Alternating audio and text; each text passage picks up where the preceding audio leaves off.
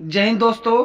कहानी को लास्ट तक जरूर देखें। कहानी पसंद आए तो लाइक करें, दोस्तों के साथ शेयर करें और ऐसी मोटिवेशनल इमोशनल कहानी पढ़ने और सुनने के लिए हमारे यूट्यूब चैनल को सब्सक्राइब करें।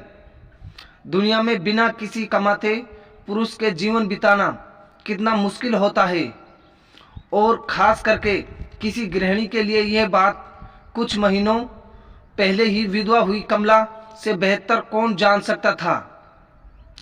कार एक्सीडेंट में पति की मृत्यु के बाद कमला पर तो जैसे दुखों का पहाड़ टूट पड़ा था।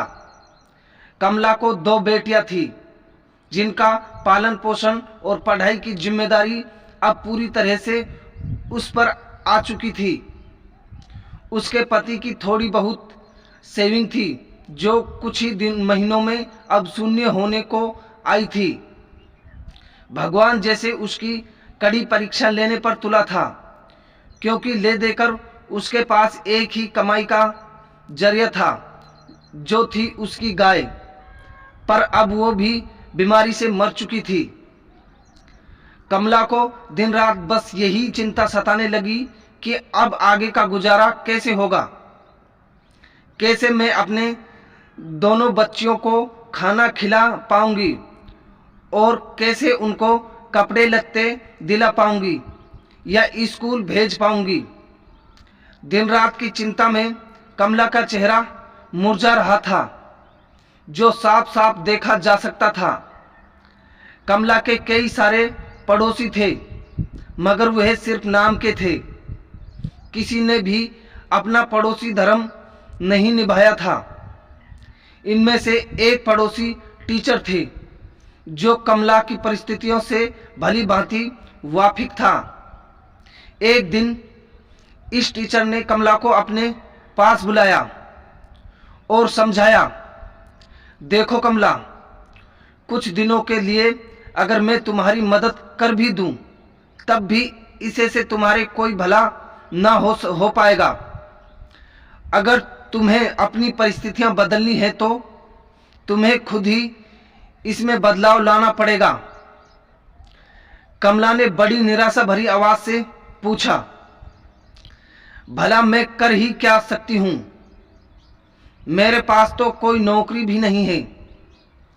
टीचर ने कहा, नहीं नहीं कमला, मैं तुम्हें नौकरी करने के लिए नहीं कह रहा हूं।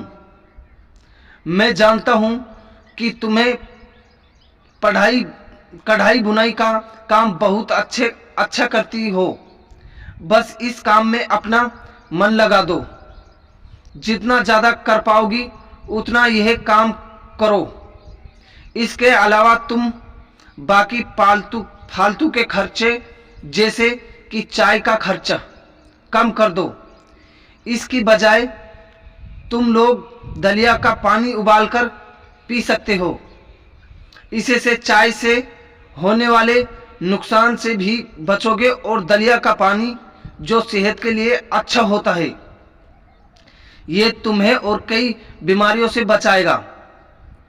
और इस तरह से तुम थोड़ा थोड़ा पैसा बचाकर अपने लिए फिर से एक गाय खरीद सकती हो और अपनी रुकी हुई जीवन की गाड़ी को आगे बढ़ा सकती हो।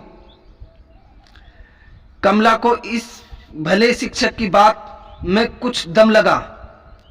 उसने वैसा ही किया जैसे इस टीचर ने उसे से करने के लिए कहा था, और देखते ही देखते 1 साल बीत गया। साल के अंत में कमला के पास इतने पैसे बच गए थे कि वह एक गाय खरीद सके। दोस्तों, जिंदगी में सुख दुख उतार चढ़ाव आना बहुत ही सहज बात है। सुख आने पर हमें होश में रहना चाहिए और दुख आने पर हमें अपने आप को संभालते हुए उसे से निकलने का रास्ता ढूंढना चाहिए। बस इसी तरह जीवन आगे बढ़ता है। आशा है कि आपको ये विधवा का संघर्ष कहानी पसंद आई होगी। आपको ऐसी ही इंटरेस्टिंग कहानी पढ़ने के लिए हमारे चैनल को जरूर सब्सक्राइब करें। जय हिंद दोस्तों। आपको ये कहानी पसंद आई होगी तो इसको दोस्तों के साथ जरूर शेयर करें, लाइक करें और कमेंट करके बताएं कि अगली कहानी आपको किस टॉपिक पर चाहिए। जय हिंद दोस्तों।